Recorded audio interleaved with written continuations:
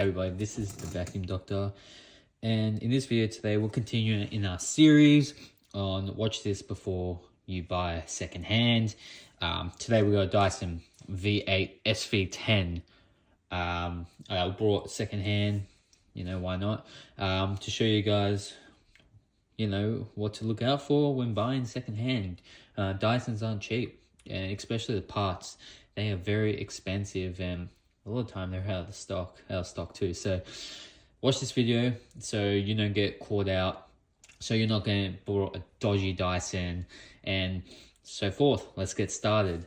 Like always, we're going to start off with the main body. The most important thing about the vacuum, about the Dyson, is its main body. It's got the motor, it's got the battery, it's got its dust collector, the bin, etc, etc. The first thing we want to look out for, cracks.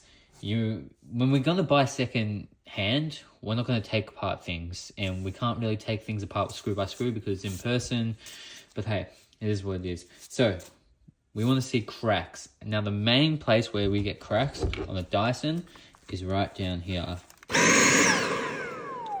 Right here, we want to see if there's any cracks whatsoever.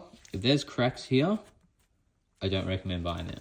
Okay, it means it's been dropped, it's been mistreated, and it's eventually going to break. And these main bodies aren't cheap to buy. The second is we want to see cracks or anything broken within the cyclone. Within the cyclone here. If not, it's fine. We also want to see the battery life. Now, I always like to say, if we're buying secondhand, to tell the seller, hey, can you fully charge it for me so I can see the battery life. Now, a good indicator to see if the battery's fit or not is to test it max mode right away. It just gives us an indication if the battery life is healthy or not. So when testing the spot, if you've got 3 bars down here, so it should have 3 bars, and if it goes straight down to 1 bar from 3 bars, the battery it's no good. Okay, so it's about to go.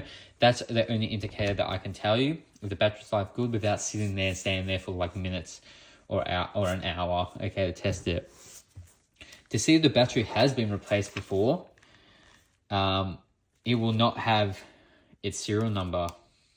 So it will have Dyson SV10, but it will not have a serial number at all. If it has a serial number and it has a sticker like this, it has not been replaced. If it doesn't have a serial number, it's been replaced before.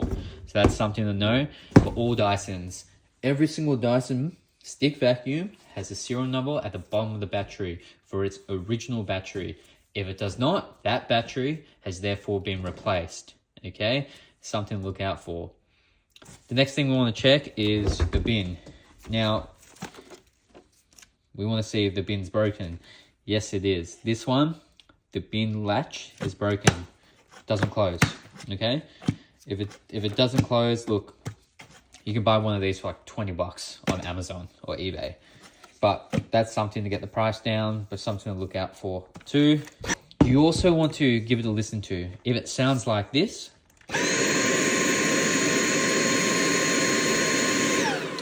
it's restricting airflow. I can hear it and it doesn't sound normal. It means the filter's blocked. So this filter does need cleaning. And if you do see a lot of white dust, like flour, it's most likely builder's dust. That is something we do not want to buy. It's something, if someone has sucked up builder's dust, it's going to affect the motor, it's going to affect the filters, of course, but most importantly, it is the motor that affects, okay? It's the fine particles that go into it that the HEPA filter and the filter cannot trap. Therefore, over time, it's just going to cause issues and degenerate our motor. So that's something we want to look out for, okay? So to break it down, just for the main body, cracks. No cracks in the cyclone, no cracks around the handle. It's bad, okay? No builder's dust. Make sure you're looking at that filter. No white dust. This is okay. In the video, it might come up a little lighter, but this is normal. So that just looks like dirt dust to me. You also want to see if any of the bin latches broken or not. and just any general wear and tear. The battery, that's a good test to look for, but except for that, the Dyson V8s are pretty easy to look at, but the only reason we're doing the SV10s is because they're the older ones now. A lot of people are starting to sell them. Instead, the newer ones was the SV25s, or the SV35s, SV37s. Sorry, and yeah. So let's get on to the next part. The next part, like always, is the wand. Most importantly, we don't want to see the wand coming out with little gadget like this. If it's starting to move like this, you know, it's gonna come out eventually. Gonna need a new wand. If this isn't clicking in properly, we need to see the red clip. That's staying in, and we can click it. If it's not, we're gonna need to replace the clip.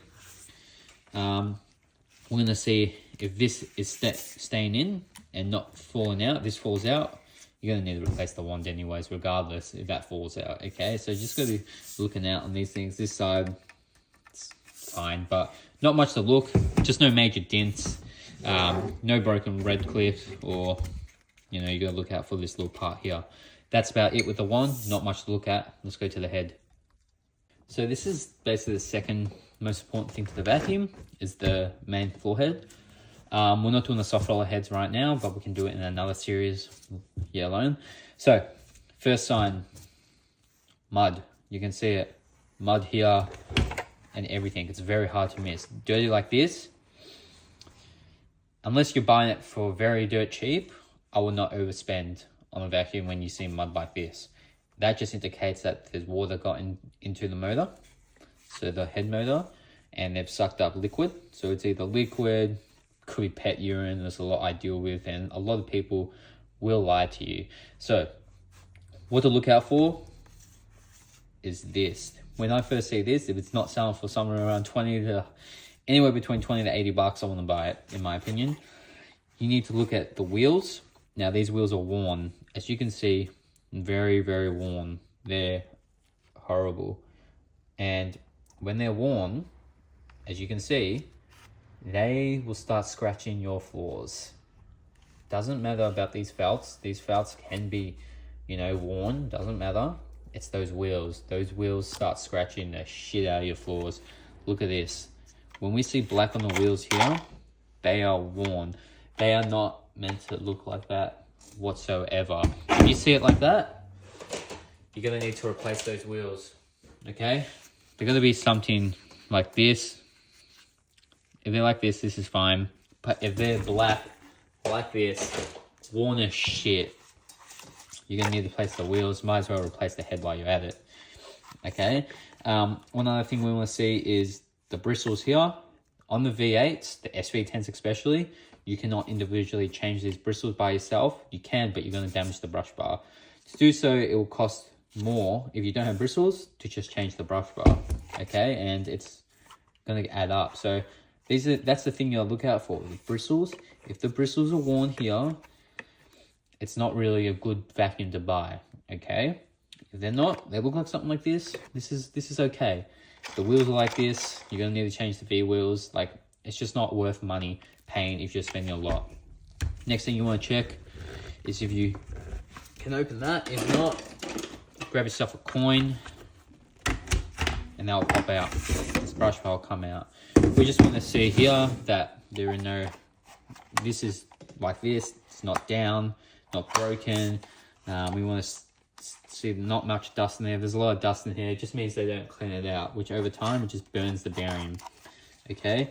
But as you can see here, it's just a lot of blockages. A lot of the time people sell it is because the vacuum pulsates because of a blockage. That's why. So that's majority of what we got to look out for, but let's quickly break down what is the things we have to look out for. Starting from the main body again, this is a quick one. We want to see if there are no cracks. Make sure there are no cracks within the handle. Do not buy that have cracks. The batteries. Now, I just want to do a quick one. Batteries are expensive to replace if you want genuine. They're around $140 AUD. Could be around 120 bucks wherever you are around the world, but they're expensive. You can buy high quality aftermarket ones, but you have to buy from a reputable seller, okay? With warranty. they offer 1 year warranty, I'll buy it. And if it's cheaper, go for it. To tell if the battery's gone flat, put it on max mode from fully charged. If it goes straight to 1 bar, it's not a good battery. If it goes to 2 bars, it's fine. If it goes to 1 bar from 2 bars in the first like 10 seconds or 20 seconds, the battery's gone flat, guys. To know if the battery's been changed, there will be no serial number at the bottom of the battery. If there's a serial number, that is the original battery. Check if the bin lid is fine. That's important. If that's not fine, it's broken. All the dust is going to fall out. All that dirt, everything you sucked up, it's going to fall back out. You want to check in your main filter here that there are no white dust to identify as builder's dust. If there is builder's dust, it's not a good sign. We also want to see around here, there are no mud / dirt like this. If there is, it means water has been sucked up or some sort of liquid like pet urine. This is stuff we got to look out for. Trigger on these are fine, they don't have trigger issues. Want to see if there's no cracks in here. And that's basically it about the mount body. With the wand, just these 2 main parts here. Well, another one, no big dents, no major dents. Red clip's fine. And this wire holder is stable and it's not coming out. With this head, like I said, make sure to see no dirt like this. If you're paying a bit of money, you don't want to see dirt like this, okay? It means this liquid's been sucked up. And you want to be careful about these wheels. Now these wheels, if they're worn, they're going to scratch your floors. These are worn, they look like this, they're going to start scratching your floors. And you want to open up the brush bar and see if everything's intact and not broken.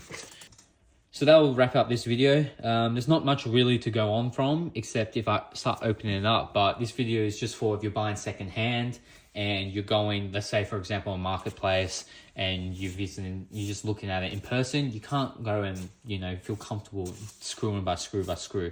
This is a quick guide to see. I hope this helps. If you guys have any questions or you're going to buy a vacuum and you have concerns, give me a message. If you want me to help you even more, send some photos to my email about the vacuum you're buying, and I'll answer your questions. I'm happy to help. I can get back to as many as I can. It gets hectic at sometimes, so sometimes I can't. So if you guys have any issues, let me know. But hopefully this guide saves you a bit of money. And it definitely will if you follow these guides. For a Dyson, I know Dyson's a luxury brand, just like Lamborghini, Ferrari, and just like in the car brand, yes? Dyson's the top brand.